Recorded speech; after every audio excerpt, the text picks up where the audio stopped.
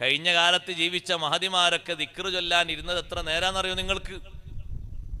നബി സല്ലല്ലാഹു അലൈഹി വസല്ലമ തങ്ങളുടെ പ്രിയപ്പെട്ട പത്നിയാണ് ജുവൈരിയ ബീവി റളിയല്ലാഹു അൻഹാ.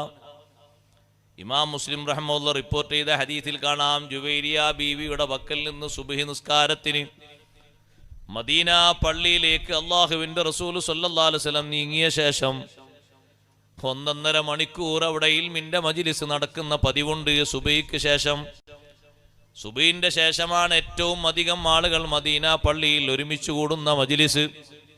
മഗ്രിബിനല്ല, സുബഹിക്കാണ് ഏറ്റവും തോന ആളുകൾ ജുമുഅ കഴിഞ്ഞാൽ മദീന പള്ളിയിലെത്തുന്നത്. സുബഹിക്ക് ദൂരഭാഗത്തു നിന്നൊക്കെ വന്ന ആളുകൾ ഇൽമിന്റെ മജ്ലിസിൽ ഒരുമിച്ച് കൂടി പിരിഞ്ഞു പോകും. 1.5 മണിക്കൂർ സമയം നീണ്ടു നിൽക്കും. ജുവൈരിയ റളിയല്ലാഹു അൻഹയുടെ അടുത്ത് നിന്ന് നബി സല്ലല്ലാഹു അലൈഹി വസല്ലം പള്ളിയിലേക്ക് പോകുമ്പോ ബീവി മുസല്ലയിലാണ്.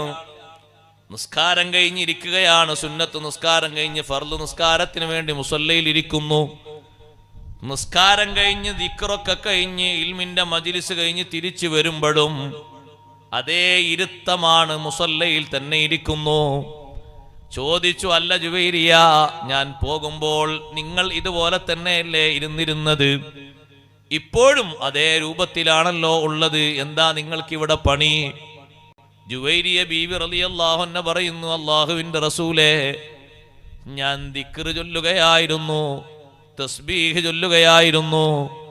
സുബ്ഹി നിസ്കാരം കഴിഞ്ഞിട്ട് സുബ്ഹാന റബ്ബിയൽ അളീം വബിഹംദിഹി സുബ്ഹാനല്ലാഹി വൽഹംദുലില്ലാഹി വലാ ഇലാഹ ഇല്ലല്ലാഹു വല്ലാഹു അക്ബർ ലാ ഇലാഹ ഇല്ലല്ലാഹു വഹ്ദഹു ലാ ശരീക ലഹുൽ മുൽക്കു വലഹുൽ ഹംദു യുഹ്യി വയുമീതു അലാ കുല്ലി ഷൈഇൻ ഖദീർ.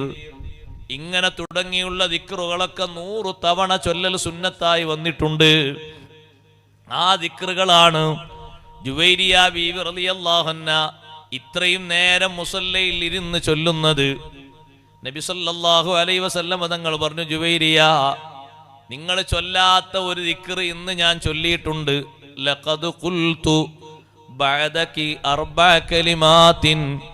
നിങ്ങളിൽ നിന്ന് പിരിഞ്ഞ് ഞാൻ പള്ളിയിൽ പോയ ശേഷം 4 വചനങ്ങൾ ഞാൻ ചൊല്ലിയിട്ടുണ്ട്. ആ 4 വചനങ്ങൾ ഒരൊറ്റ തവണ ചൊല്ലിയത് തന്നെ നിങ്ങൾ ഇത്രയും നേരം ചൊല്ലിയതിനോട് സമാനമാകും. എന്താ നബിയെ ആ ദിക്ർ? അതുകൂടി പറഞ്ഞു തരൂ, ഞാൻ ചൊല്ലട്ടെ.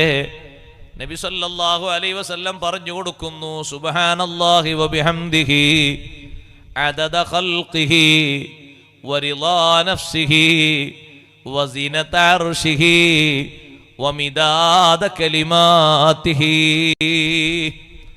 എത്രമാത്രം വലിയ ബഹുമാനവും ആഴവും ഉള്ള ദിക്റാണ്. ചെറിയ ദിക്റല്ല സഹോദരങ്ങളെ. സുബ്ഹാനല്ലാഹി വബിഹംദിഹി അദദ ഖൽഖിഹി.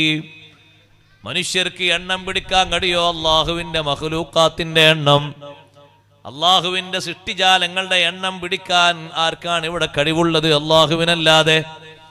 അല്ലാഹുവിന്റെ സൃഷ്ടിജാലങ്ങളുടെ എണ്ണം കണക്കനുസരിച്ച് സുബ്ഹാനല്ലാഹി വബിഹംദിഹി വസിനത അർശിഹി. അല്ലാഹുവിന്റെ സൃഷ്ടികളിൽ വലിയ സൃഷ്ടിയല്ലേ അർശ്. അർശിന്റെ തൂക്കത്തിന്റെ കണക്കനുസരിച്ച് വമിദാദ കലിമാതിഹി, അല്ലാഹുവിന്റെ വചനങ്ങൾ, ലോകത്ത് എഴുതിയ മഷി, ആ മഷിയുടെ കണക്കനുസരിച്ച് നമുക്ക് കൂട്ടാൻ കഴിയില്ല. അത് ഇപ്പോഴും എഴുതിക്കൊണ്ടിരിക്കുന്നു, ഇനിയും എഴുതാനുണ്ട്.